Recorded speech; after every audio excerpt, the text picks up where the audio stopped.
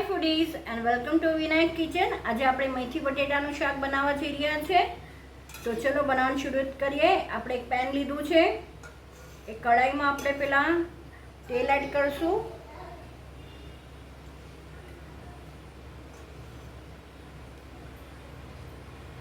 Slow to medium heat પર લીધું છે પેન।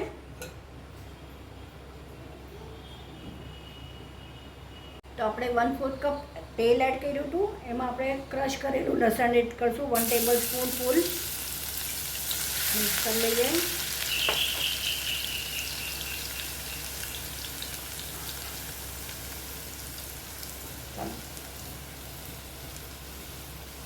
હિંગ એડ કરશું, કાંદા એડ કરશું। એક મોટો કાંદો લીધો છે અમે, મિક્સ કરી લઈએ પ્રોપરલી। લસણ તમે જોઈ શકો છો ગોલ્ડન થઈ ગયા છે। ટમેટું એડ કરશું, એક મોટું ટમેટું છે, મિક્સ કરી લઈએ।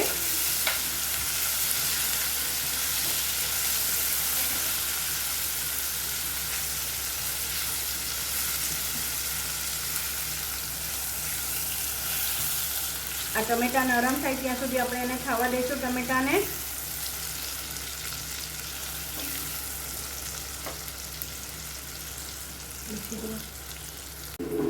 તો તમે જોઈ શકો છો કે આપણું તેલ છૂટું પડી ગયું છે અને કાંદા સોતરાઈ ગયા છે। તો આ જ સમયે આપણે મેથી એડ કરી દઈશું। 1 કપ મેથી છે, જે ખાલી મેં પાન લીધા છે।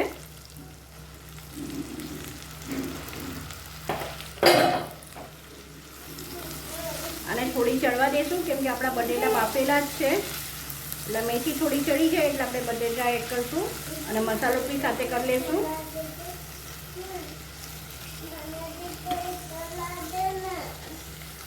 તો તમે જોઈ શકો છો આ બધું મેથી પણ થઈ જ ગઈ છે।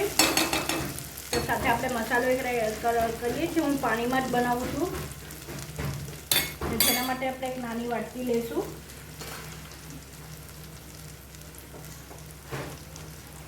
આમાં આપણે 3 થી 4 ટેબલ સ્પૂન જેવું પાણી એડ કરશું। એમાંથી આપણે મસાલો એડ કરવો છે એ એડ કરશું। ઓલ ઓવર બધા જ શાકનું કરશું। 1/2 ટીસ્પૂન હળદર,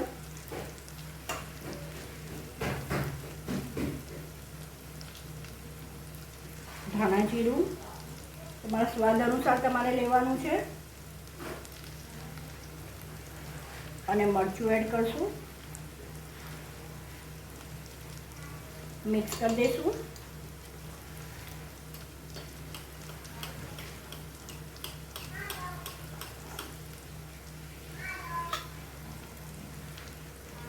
આ એડ કરી દઈશું આપણે આમાં।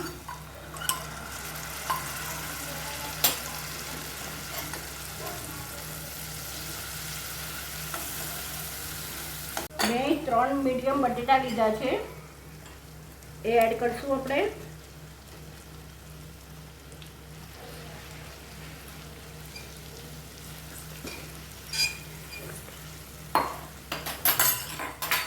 આપણે ટેસ્ટ અનુસાર મીઠું નાખશું, મિક્સ કરી દઈશું।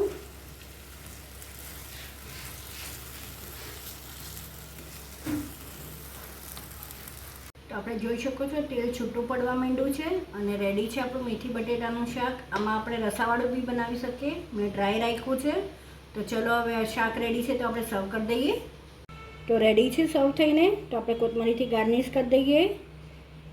મેં તેલનું પ્રમાણ ઓછું જ રાખ્યું છે। આઈ વિશ તમને મારી આ રેસીપી ગમી હશે। જો ગમી હોય તો લાઇક, શેર અને સબસ્ક્રાઈબ કરવાનું ન ભૂલશો। બસ આવી જ નવી રેસીપી સાથે આપણે ફરીથી મળતા રહીશું। Till then bye, take care.